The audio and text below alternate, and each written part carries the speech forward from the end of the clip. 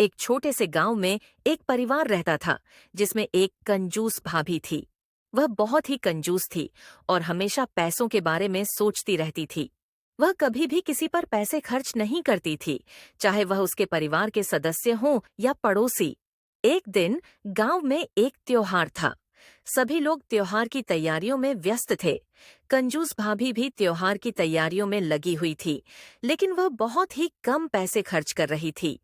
उसके पति ने उससे कहा कि तुम थोड़ा और पैसे खर्च करो, त्योहार है।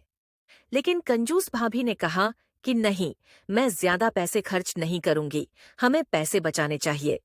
त्योहार के दिन सभी लोग नए कपड़े पहनकर और मिठाइयां लेकर एक दूसरे के घर जा रहे थे।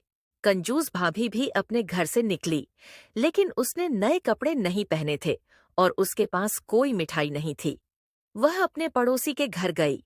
पड़ोसी ने उसे नए कपड़े पहने हुए और मिठाइयां खाते हुए देखा। कंजूस भाभी को बहुत जलन हुई।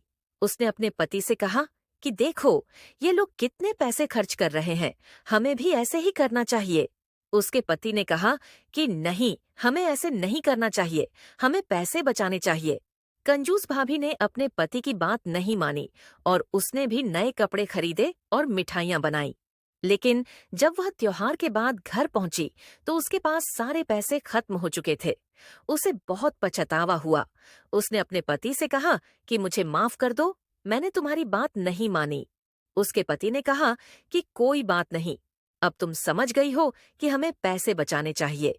कंजूस भाभी ने उस दिन से कंजूसी छोड़ दी और वह अपने परिवार और पड़ोसियों के साथ मिलजुल कर रहने लगी। यह कहानी हमें सिखाती है कि हमें कंजूस नहीं होना चाहिए। हमें अपने पैसों का सही इस्तेमाल करना चाहिए और अपने परिवार और पड़ोसियों के साथ मिलजुल कर रहना चाहिए।